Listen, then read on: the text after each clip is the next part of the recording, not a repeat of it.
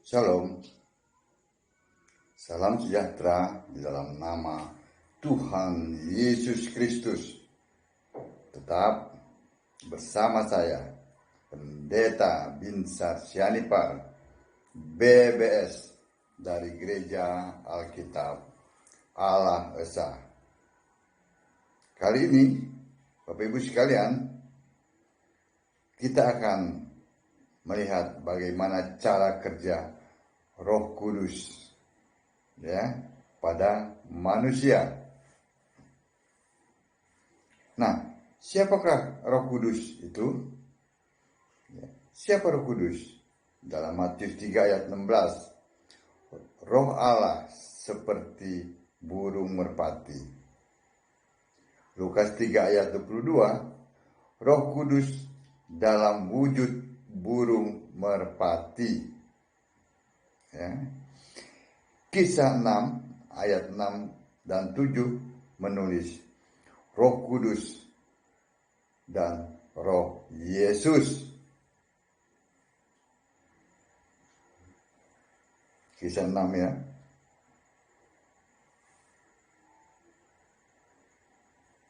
Harus pakai ayat.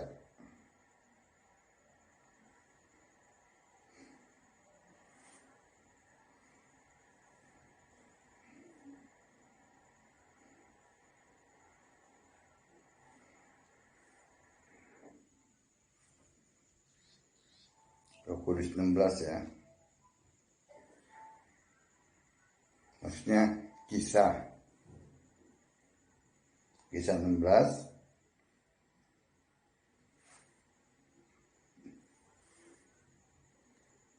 kita baca. Mereka melintasi tanah Frigia dan tanah Galatia karena Roh Kudus mencegah mereka untuk memberitakan Injil di Asia. Roh Kudus mencegah. Ayat yang ke-7. Dan setibanya di Misia, mereka mencoba masuk ke daerah Bitinia, tetapi Roh Yesus tidak mengizinkan mereka. Jadi Roh Kudus, Roh Yesus. Ya, dalam kisah 16 ayat 6 dan 7. Ya. Efesus 4 ayat 30 menulis Roh Kudus Allah. Jadi, Roh Kudus adalah Roh Allah. Roh Yesus Allah, yaitu punya nama Yesus. Ya. Lalu timbul pertanyaan, sejak kapan ada Roh Kudus? Pertanyaan sepele, tetapi coba tanya sama mereka yang di luar sana. Bingung menjawabnya. Sejak kapan ada Roh Kudus? Sejak sebelum segala abad sudah ada Allah. Roh Allah, Roh Kudus yang namanya Yesus. Yesaya 63 ayat 10 dan 11 menulis tentang Roh Kudus. Jadi keberadaannya itu sejak sebelum segala abad sudah ada. Lalu bagaimana cara kerja Roh Kudus? 1. Dikuasai dan kepenuhan Roh Kudus. 1 Samuel 10 ayat 6 dan 10 menulis tentang dikuasai lalu kepenuhan Roh. Demikian pula Wahyu 1 ayat 10 dan Wahyu 4 ayat 2 juga menulis tentang Yohanes Pembaptis, maksudnya Yohanes murid Yesus itu dikuasai Roh. Jadi dikuasai ya. Bagaimana cara kerja Roh Kudus? Dia menguasai. Yang kedua, diurapi. Terjadi pada Yesus fisik manusia dari Nazaret itu, yang adalah Allah yang menjadi manusia ya, dia diurapi. Jadi Allah mengurapi Yesus manusia dengan Roh Kudus dan kuasa. Itu cara kerjanya. Yang ketiga, dipimpin. Kalau tadi diurapi, sekarang dipimpin. Roma 8 ayat 14. Galatia 5 ayat 18 dan 25. Kita hidup dipimpin Roh. Yang keempat, disertai. Matius 28 ayat 20. Yesus menyertai sampai akhir zaman. Tentu yang bisa menyertai adalah Yesus yang Roh Kudus itu. Jadi ada 4 ya, paling tidak ya. Bagaimana cara kerja Roh Kudus? 1, menguasai ya, dan kepenuhan Roh Kudus ya. 1 Samuel 10 ayat 6 dan 10. Ya. Wahyu 1 ayat 10 dan Wahyu 4 ayat 2. Dikuasai ya. Lalu diurapi. Ya. Yang ketiga, dipimpin. Ya, Roh Kudus memimpin. Yang keempat, disertai. Roh Kudus menyertai. Roh Kudus yang adalah Yesus Roh itu menyertai. Ya. Dalam Matius 28 ayat 20.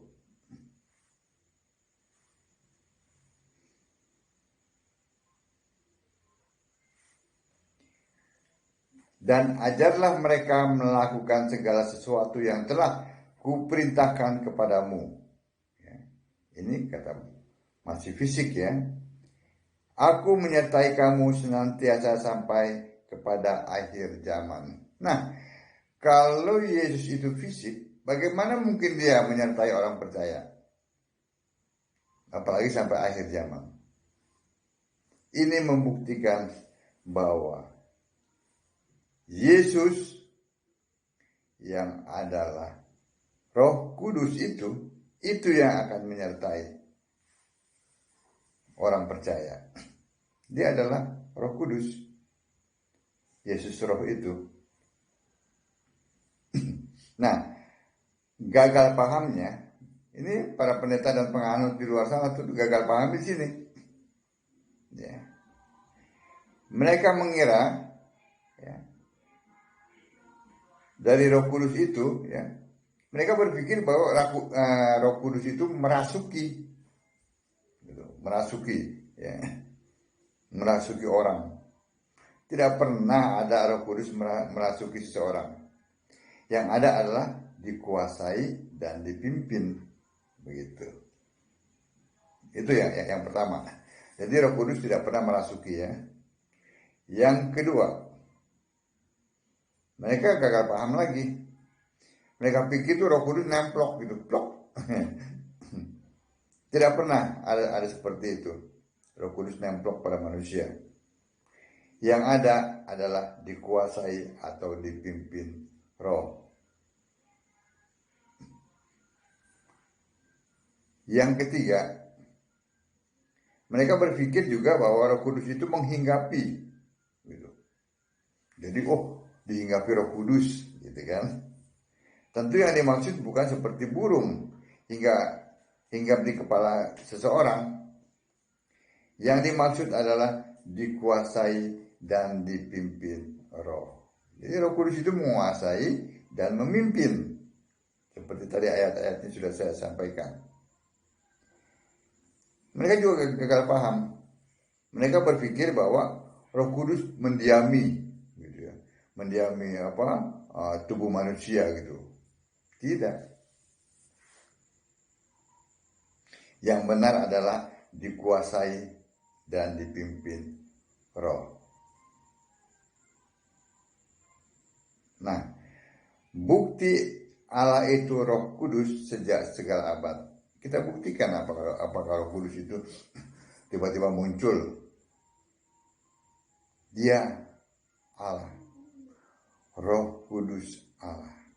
Ya, Roh Kudus, Roh Allah, Allah sejak sebelum segala sesuatu ada sudah memakai nama Yesus.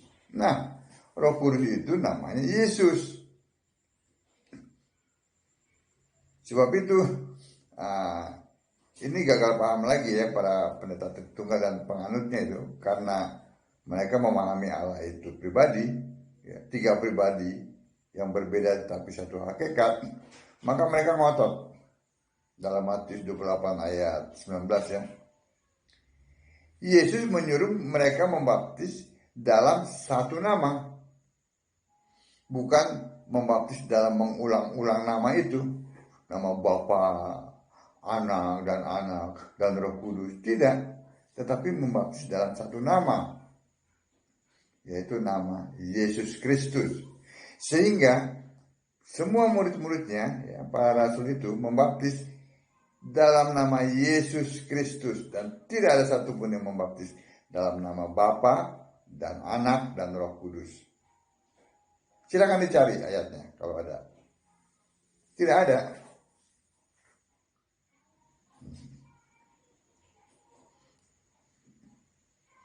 Jadi Roh Kudus itu namanya Yesus. Ya. Dalam Yohanes 14 ayat 26. Jelas sekali.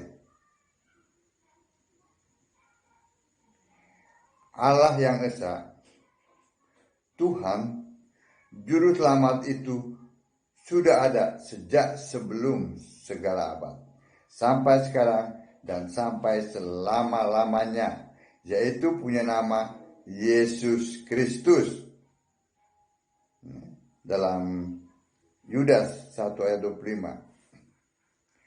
Allah yang Esa, Juru Selamat kita, oleh Yesus Kristus, Tuhan kita, bagi Dia adalah kemuliaan, kebesaran, kekuatan, dan kuasa sebelum segala abad dan sekarang dan sampai selama-lamanya. Amin. Roh Kudus sudah ada, karena Dia adalah Allah. Amin. Shalom.